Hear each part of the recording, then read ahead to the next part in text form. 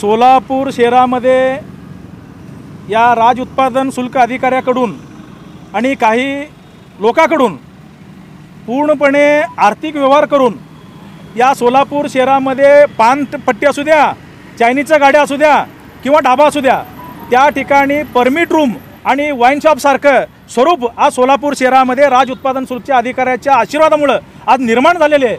खरं म्हणजे आज विजापूर रोड परिसरामध्ये एक 8-10 दिवसापूर्वी एक मोठं घटना घडण्याचा जो दुर्दैव होता तो टळलेला आहे।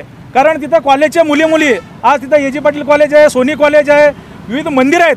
पण अशा ठिकाणी जे महिला ये जा करतात आणि कॉलेजचे आपले भगिनी आहेत ते ये जा करतात, अशा ठिकाणी सार्वजनिकपणे कुठल्याही ठिकाणी तुम्ही दारू, जसं तुम्हाला सरसकट आपण पाण्याची पुरवठा करतो तसंच या एक्साईजच्या कृपेनं सर्व ठिकाणी जो दारूचा विक्री चालू आहे तो दारूचा विक्री बंद व्हावा यासाठी आम्ही गेल्या 20 तारखेला राज उत्पादन शुल्कला निवेदन दिलेलं होतं।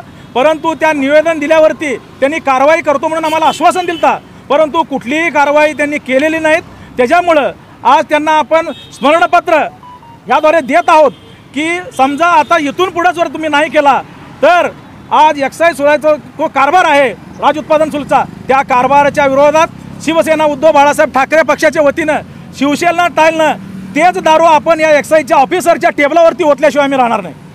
सदर विषयावर त्यांनी 20 मार्च रोजी लेखी तक्रार दिलेली होती व आमच्या उपअधीक्षक श्री पाटील यांची भेट झालेली होती आणि त्या तक्रारीच्या अनुषंगाने केसेस कारवाई करण्यात आल्या। दिनांक 22, दिनांक 23 व दिनांक 26 रोजी कारवाई करण्यात आलेली आहे।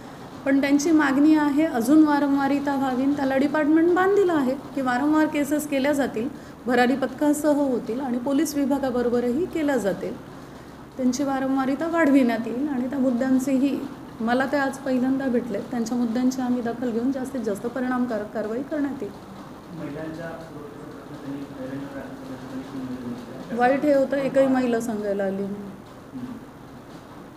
महिलांच्या सुरक्षेचा मुद्दा असेल किंवा काही असून त्यांनी तक्रार दिली, तिची दखल घ्यायला आम्ही बांधीलच आहोत आणि महिला असू द्या पुरुष असू द्या, तक्रारीतले मुद्दे ठाम आहेत, त्याच्यावर कारवाई करणं, वारंवारिता वाढवणं हे निश्चित आमच्या हातात आहे आणि त्याची गांभीर्याने दखल घेतली जाईल।